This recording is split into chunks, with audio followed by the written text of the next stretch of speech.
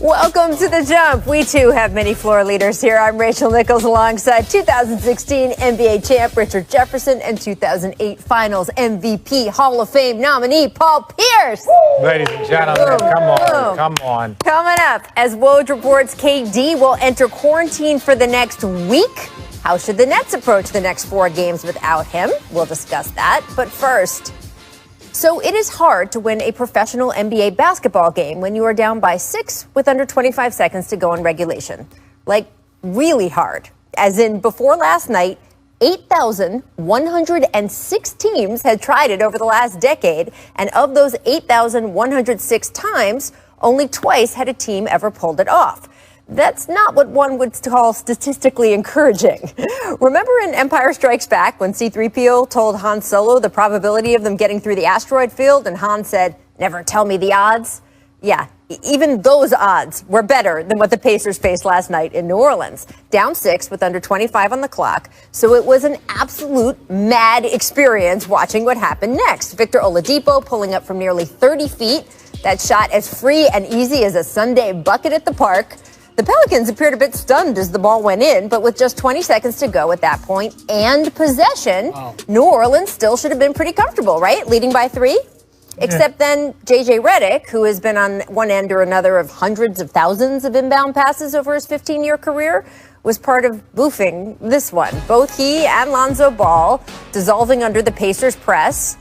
And look, even then, you would think... Where was Lonzo going? Where was Lonzo going? He started to dribble back into... No, Lonzo, what is going on right here? Right? And by the way, you'd think that Stan Van Gundy would have called a timeout at that point, which he could have. They would have advanced the ball to the other side of the court. It. That's, Right? Yeah. He didn't, though. Oladipo wrestled it away. Malcolm Brogdon, Miles Turner, bam, the ball game.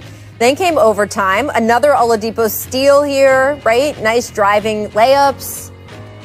It takes everything to go wrong and everything to go right. With another 3. That's why left open from the wing. Didn't do it. This is, of course, the version of Victor that so electrified Indiana when he first arrived there, but has been much harder to come by since he suffered that horrible leg injury over 23 months ago. Honestly, it's just been a weird past year for Victor overall. During his rehab, he tried his hand at reality TV, appearing on The Masked Singer and doing so well, he earned this whole new wave of fans. Then January and February were tougher. He returned to the court but struggled to find rhythm. Then came the shutdown, right? Then came the bubble, which Victor first said he was opting out of, then decided to opt back in for. But the whole thing was patchy enough. The extension he was once expected to sign this past offseason never materialized. Oh, and somewhere in there, the Indianapolis Star reported that Oladipo wanted out of Indiana entirely, to the point he'd been asking opposing players to trade for him when they were on the court together. Now, Oladipo has denied that story. Well, players can't fulfill trade requests? Now that he's set to be a free agent at the end of this season. Not unless you're LeBron. There's certainly a good chance the Pacers will indeed trade him before the deadline to avoid losing him for nothing a few months later. All of which leads back to last night and Oladipo keying one of the NBA's more statistically improbable comebacks. The Pelicans didn't make it easy, even in overtime. This Lonzo dunk with 25 seconds left tied the score at 116, but Malcolm Brogdon finishing things off, sealing it for Indiana with this floater. The win moved the Pacers' record to 5-2, good for a tie for second in the East. Still plenty of questions, though. Can the Pacers stay in the top half of the bracket in this shortened season? If they do, will Oladipo even be with them at the end of it? I could work out the probability of all that, but as a great man once said, never tell me the odds. A good policy in an asteroid field and apparently also in this weird, crazy NBA season. So, Paul, Oladipo is extension eligible still. He's one of the few contracts in the NBA. There's all these different parameters, but he can still sign throughout the season right up until the end. So they could just extend him and keep him with him, or they could decide he's more valuable to have as trade bait and basically deal him before the deadline, get more back for him, and start with a fresh start with sort of that kind of group. What do you think is a better move for the Pacers right now? Well, the problem is you have to figure out what the extension number is going to be, because a player like Oladipo, who's been an all-star, is probably asking for max dollars to stay in Indiana. And if I'm a GM or owner for Indiana, I'm not sure if I want to give that to him based on his injury-prone history. And I want to see if he can get back to that all-star level. So, I'm kind of stuck in the middle on what to do. Do I trade him, get younger picks? But if I'm Oladipo, I want to stay there. and try to regain form, because this is where they love you. This is where you made a name for yourself. This is where you became an all-star. And so the grass is not always greener on the other side. So I think he needs to, weigh his options a little better, but really consider staying in Indiana, maybe at a lower price. Yeah, and that's tough, though, because when you're talking smaller market, when you're talking about Indiana, to say that I want to take a pay cut to stay in Indiana, that becomes a little bit harder. I agree with you. They're invested in him. He was an all-star there. He'll have an opportunity to be an all-star. They want to invest in him. But he also wants to get paid like a person you're investing in. And look, the issue is when you have him, then you have Sabonis, and then you have Malcolm Brogdon, and you have Miles Turner. If you pay all your money to those guys, I think we know that the ceiling for those four as a collective unit is probably conference finals if they overachieve or play at their peak. So I can see them trying to negotiate a better deal with Victor Oladipo, because ultimately, if you give him max dollars, that's your team. That's it. And it's a smaller market, so it becomes a little bit more difficult to navigate around it. One of the questions, too, is how needy is anybody at the trade deadline, right? Because the two names that you will probably hear the most requests for who would be available, well, James Harden is sort of on a different level, but the two names then you've got Bradley Beal, Victor Oladipo, and if teams feel like they're close, but not at a point where they could compete for a championship, but they feel it's important for this year, maybe someone's GM job is on the line, then, maybe the price goes up and someone will give you something great for him. So I think part of that is not really under the Pacers' control. And to your point, those two players, but I would put Victor Oladipo closer to a Drew Holiday type, right? Where he's a guy that can just kind of get you over there. Bradley Beal is a huge difference maker, right? The way he goes. So if you're trading for Bradley Beal, you're going to give up a lot, right? If you're trading for Victor, you might be able to finesse an opportunity where it's a pick or one or two young players. You might not have to give up much. So I think Victor's name is the one that a lot of teams are going to be pining for, just like Drew.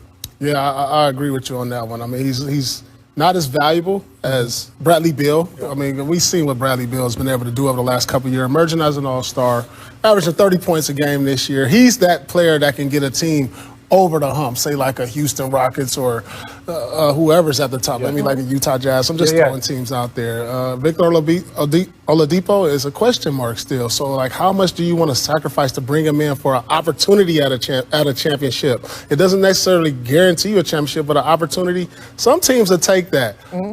But it's not guaranteed. Well, it's in Victor's best interest, obviously, to play as well as he can, up his own value, either for a contract or a trade to a contender, and did that last night. Wow, what a crazy, crazy end of that game. I want to switch over to what happened in the state of Texas. Luka and the Mavericks went into Houston and beat James Harden, John Wall, and the Rockets behind a 33-point triple-double from Doncic. Now, unfortunately for Houston, Boogie Cousins only got to see the floor for 3 minutes. Kentucky buddies, right? Yeah, Cousins picking up friends 2 between texts. the lines, Paul. Whew. Brief entanglement. You had friends Willie between the Cauley's lines, fine. Paul. If you went to Kansas and I went to Kansas, there's a mutual respect because we went to the same school. We're alumni. I mean, come on. Yeah, Come on, Kentucky has so Boogie. many guys in the NBA. I mean, if they they were all at Kentucky for 8.5 minutes. half of the game, referee so it's John are you Noble really? explaining his Wait, you went to reasoning for Kentucky the second too? technical, saying Cousins gave, quote, an overt gesture directed at an official in resentment of a non-call. Richard, do you think Boogie's ejection was warranted based on his actions? Is this like Tim Duncan smiling or whatever? No, because look, I think everyone will understand that you get a little leeway when you're Boogie Cousins and you're a multi-time All-Star and you're averaging 25 points a game. Antics are allowed. We've seen it with other players. We don't need to go and say names like Draymond or need to say other names where you've seen antics allowed to a certain degree because you've earned that Richard right. Jefferson. Yeah, sometimes. Yeah. But when you have an individual that hasn't played in 2 years and is now coming off the bench, the same antics that were allowed 2 years ago when you're an all-star are not allowed right now. I don't think that he would have been thrown out of the game if it was 2 years ago and he was 25 points a game. Yeah, I'm telling you, it means more when you get 25 a game. Yes. So I mean, okay, but Boogie's been being thrown out of games for a while now. Yeah, I think 2 years ago. He's in the same stratosphere as Rasheed Wallace. Yeah. I mean, you think old dogs are going to learn new tricks, but they're not. But you have to give him a longer rope because you already know he's going to be demonstrative. You know he's going to play with a lot of emotion. So he needs a little bit more rope than some of these other guys. Like Draymond, he needs a little more rope. You know he's going to do it. But is it worth throwing a guy out the game if it's really not that necessary? Yeah, you put a hand on somebody, okay. That's one tech. But a look or a stare down or a couple words. But when you average in 25, Paul, yeah, that's easy. You get, flip it over to if you're someone who averages a lot of texts, right? You made the comparison to Sheed, right? Yeah. So if you are someone who has a history of technical fouls, like let's say Boogie does, are the officials a little bit trigger happy? Let me tell you this. If I'm the coach and you out here getting double technicals in the game and you only giving me like 7 points a game, I'm hot. I'm like, you just took away 2 points. I'm like, now you're giving me, now that's 5 points that you ain't got me. Yeah. So, yeah. I can take it from somebody. Quicker to whistle on someone who has a history? No, yes, they are, but they're also allow more with a person. If you are an all-star and you are running off and saying these stuff, they give you, because they don't want to throw the all-star out of the game. They understand there's different rules, Richard, for different players in this. No, I'm not saying that. The NBA is saying that. Richard wouldn't know about these things. The calls you get and all, the leeway with not getting text. He wouldn't know about that. Yeah, every foul that he got, he earned it. Everyone. But no, look, Boogie Cousins. Again, this is like we talked about players that have had to adjust over the course of their career. Yes. Understanding, let's say like a Carmelo, let's say guys that as they careers have, changed and adjusted, it takes that moment. Boogie Cousins, you're not going to get away with the same stuff you did when you were averaging 25 points a game and you're an all-star. You're not. Even if you've always done it, you're not going to get away with it as much. I couldn't get a call. No. Couldn't get a call when I got So your difference with like Celtics, Wizards versus Clippers. When I got to the Clippers, I couldn't get a call. Yeah, that's what I'm saying. It happens. It's an adjustment. And that may be the end of that discussion. Coming up, stick with us. A beautiful lob poster from Bam last night. We're going to look at the best alley-oop posters of all time. First, though, time for our when you were dunking at your peak, Paul, could you beat Richard in a dunk contest? I mean, I could not beat Richard. What if he wasn't? That's what I did. He was a scorer. I was a dunker. There was different. But what if it was Richard? If we were on the Nerf court and we both were 5, then go ahead. Then rewarded with the alley-oop. Is it just me or has his athleticism gone down? No, seriously. I feel like he was dunking a lot harder. Yeah, like that. I'm just saying. Look at that. Last year. Mr. Bodmer, I thought that was. Y'all didn't want to do the full body change? Look, though. But look at this dunk by Zion. I feel like last year he would have tried to tear the rim off. Yeah, but look at this. Great lob. And it just, maybe it was behind or whatever. But I need to see that same fierceness of explosiveness that he's been showing for the first 12 games of his career. Maybe we'll get back to that. You got the bucket. What do you want? I want to see Zion. Fair play, Kings Warriors. Marvin Bagley stuck out on an island with Steph Curry. You can guess how this turned out. This happened more than once in this game. Did his dad tweet after that? He like, trade my son. Trade my son. He doesn't need to be on that island. Trade my son. We don't need him. That still was Steph Curry on the perimeter. The third. As if there was some confusion over which Marvin Bagley he wanted traded. Hey, let's say this. Sacramento is invested in your son like no other team will. You need him to succeed there. Trust me. Trust me. Hey, trade him so he don't get isolated on Steph Curry. Oh, we can't have De'Aaron Fox dad saying, De'Aaron Fox had the best response of that entire back and forth. He just tweeted, Jesus Christ. Make twirling, Rockets Cavs. Luka puts on like a million moves on Christian Wood and then airballed the fadeaway. He's laughing about it because he's been, got him. Too easy. Oh, my goodness. That was a nice move, though. He just expended a lot of effort before we got there. That look like he got a lot of me in him. You know what? Hold on. No, seriously, though. No, look it, because, it looks slow and lethargic, but he always get there, he a better passer, but as far as scoring ability, me and him got a lot in common. Yeah, it's like you're not supposed to be athletic, but you're athletic. You get the shot off. Like, no, seriously. I'm real. A lot of it. Look at that. Paul, you're I wouldn't airball from that stroke, but He got a lot of Here's what I have to say. Paul has won a title in the Offensively, he Finals MVP. He can say whatever he wants. Miss Humility, back to Kings Warriors. Kelly Oubre, working hard inside, thinks he gets a bucket, flexes. No, I didn't see it. It does not Watch go this. in. Flex on him. Paul is a shit boy Von Wafer. You see guys hide? I was in Boston when Remember Von this Wafer one? did this. He went down the lane and he thought he made the dunk. Right? Looking to the camera. And then tries it Hey, watch out, man. man. Jermaine O'Neal got traveling because he bumped into him. Come on. Oh, come on. Watch the guys hide. Watch his teammates hide. Watch, keep going. If you see his teammates hide, they start to duck and hide. Look, they hide behind they hide behind the table. They're like, oh no. Is our next Look guest at go and that hide. keeps looking at the wrong camera? Look over there. I don't know what camera. I'm looking at all the TVs. That TV. Oh, I'm sorry, guys. Come on, Von. Poor Mylan's in the studio, like waving his arms over his I'm looking at the head big like screen. an airplane conductor. Make the Bayou. Thunder Heat. Bam catches the lob, packs it in on Mike Muscala. Richard is sealing the roof for Bam Adebayo. He's so good. And you know what I like about him is now that we've seen the game change, we've also seen a hybrid of these 4/5 players. You know, Montrezl Harrell, you have him. He's on your list for guys who could catch bodies. Yeah, he definitely catches body. But we were talking about body catchers, but he's a lob body catcher. Yeah. Well, funny you should mention. What, we got something else? Time to run it back. The best alley-oop posterizations ever. let me see Producer this. Bomber got up in it. 2005, Kobe on the Blazers. Oh, my goodness. Come on, Cole. That's what I'm saying. We're not we're not saying get off our lawn. Man, oh, man. But the stars used to be body catchers. Yeah, I don't see that, man. We got this. That's a good conversation right now. What stars today is catching bodies outside of Giannis? 1984, we can do that during break. Rookie Michael Jordan, Sidney Moncrief, welcome. Even Sidney was laughing. Ooh. Woo. Oh, he's like, damn it, he got me. He was not. He might have been one of the first. He was not going to be the Not last. gonna be the last. Look at Skinny Mike. Look at Skinny Mike. Young Michael, 2011, Dwight on Drew Holiday. Oh.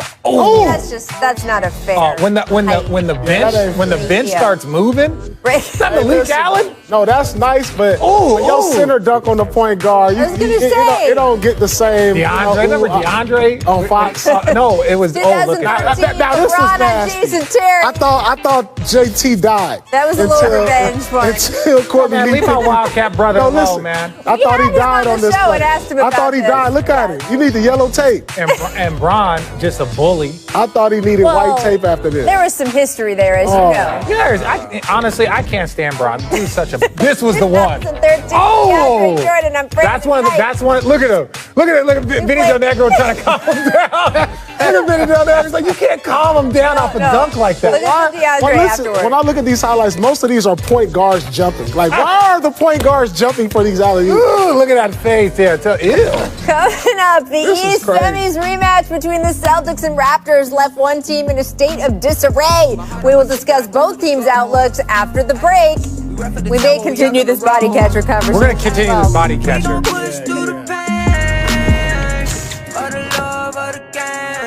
Last night, when we're talking about the Celtics, 40 points from Jason Tatum.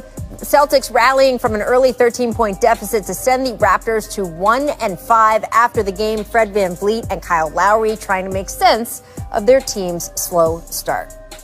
This is probably uncharted territory for most of us. I know just speaking for myself, I've never been a part of something like this. But you know, we can't hang our heads. Nobody's feeling sorry for us. I think we just need to, get a little bit more grittier, get a little bit more tougher, and a little bit more nastier, and have a little bit of a swag to us. And right now we have no swag to us. Right now we have nothing, there's nothing to us, right? We're just like that team, teams are looking at us like, all right, let's go eat. And that's not a good feeling. Tim, I mean, we're only 2 weeks into the season, and again, I want to make the point. These guys are playing in Tampa. I mean, they have been displaced more than any other team due to coronavirus. But how concerned are you about the Raptors right now? I'm really concerned, Rachel. I thought that game last night with the Celtics starting Tremont Waters here at point guard, without Marcus Smart, without Kemba Walker, playing on a back-to-back, having played in Detroit the day before, that felt like a game for Toronto to get right, get a nice win at home, or at least their temporary home, before going out on this 4-game West Coast trip and around the team. Instead, it was the exact opposite. Fleet and Kyle Lowry said after the game. Nick Nurse, the coach of the Raptors, went basically through every bench player on the team other than Chris Boucher and said that they were not playing good enough.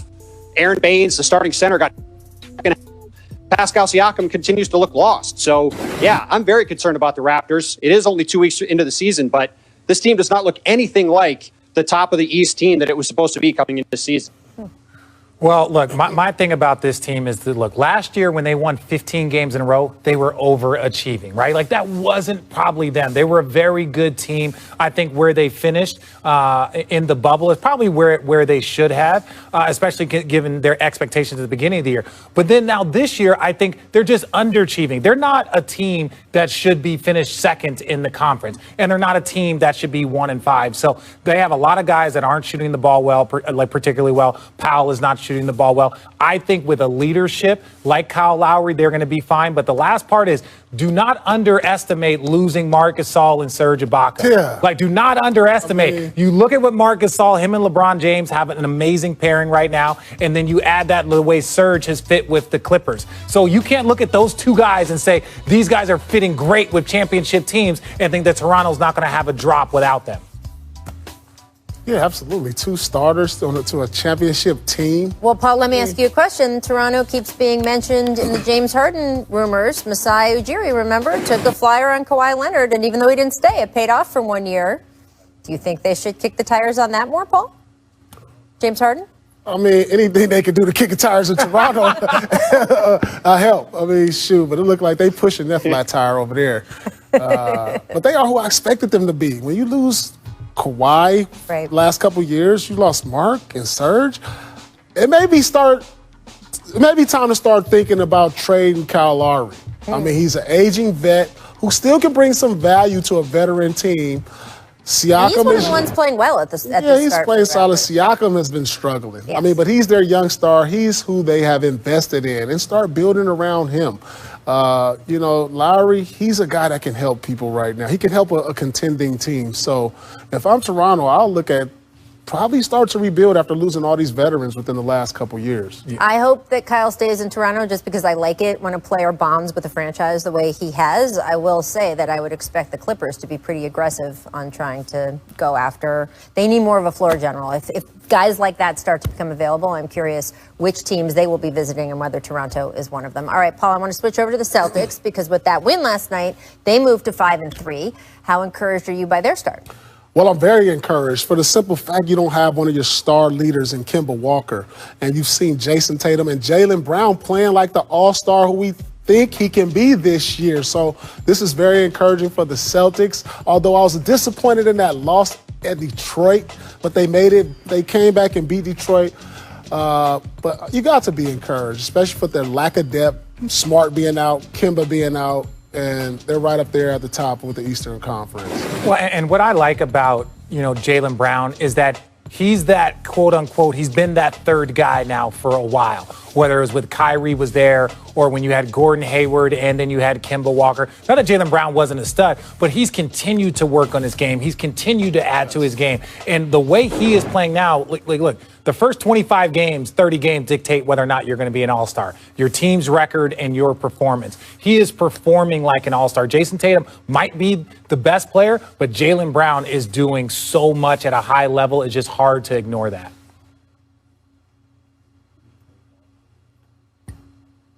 The way Jaylen Brown has played. Coming into this season, he said that he wanted to take on the responsibility that came with Gordon Hayward leaving in free agency and with Kemba Walker being out. And he's done that and then some. I mean, he's been, in my opinion, one of the best players in the league over these first couple weeks of the season. He's getting every clutch basket when Boston needs it, when they get into a funk. And with this lack of depth, as Paul pointed out, with with Kemba out, without Gordon Hayward, relying on a guy like Peyton Pritchard, who had a huge game last night against Toronto, they need Jaylen Brown and Jason Tatum to play like this every single night to win. So far, they've been doing that. I want to switch over to the Nets because Woj reported yesterday that Kevin Durant facing a 7-day quarantine after exposure to someone who tested positive. Now, remember, KD himself had COVID-19 in May, but this is the league's protocol, and he does, if he misses all 7 days, that will include the next 4 games. So starting tonight against Utah, back-to-back against Philly, Memphis, then a Sunday game against the Thunder. So, Tim, the Nets are only 3-4, even with KD playing 6 of the first 7 games. What do you feel the Nets should be focusing on over the next week without their leading scorer? Well, Steve Nash needs to go find every instructional tape he can find on how to play defense and just play them for the next week, whenever they can. Play them, give them to guys to watch at home, watch at practice, watch on the plane, at the hotel, before the game. This team needs to start guarding people. They don't have very much defensive talent. If you go through their top 8 or 9 guys, I would argue they have no above-average defensive players, and they have several minus ones, whether it's Kyrie Irving, Joe Harris, Karis LeVert, Taurean Prince. So they're already working at a deficit, but this team needs to play much better at that end if they want to be a true championship contender.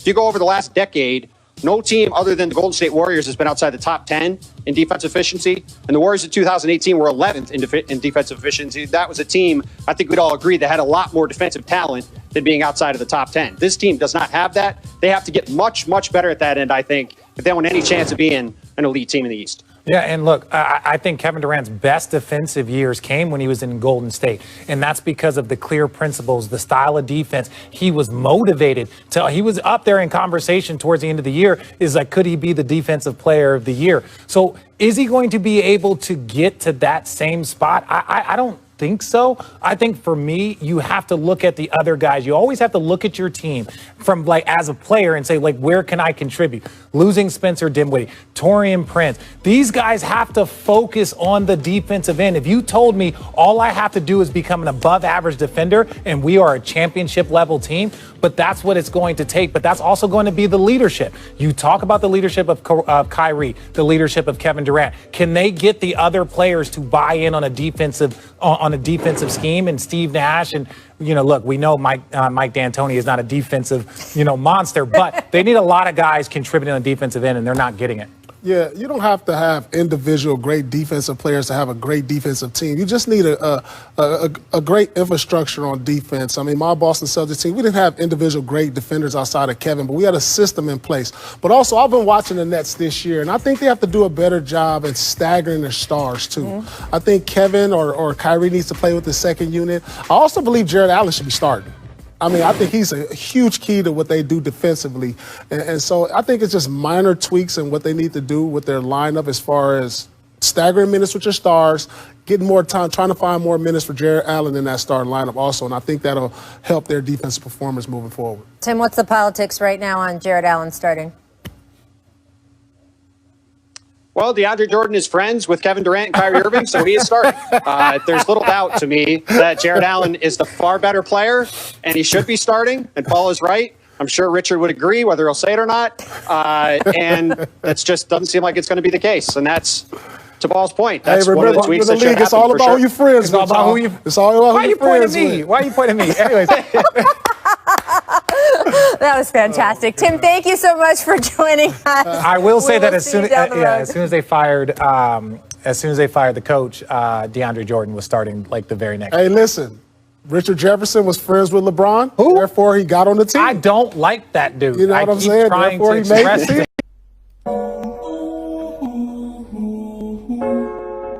Yeah.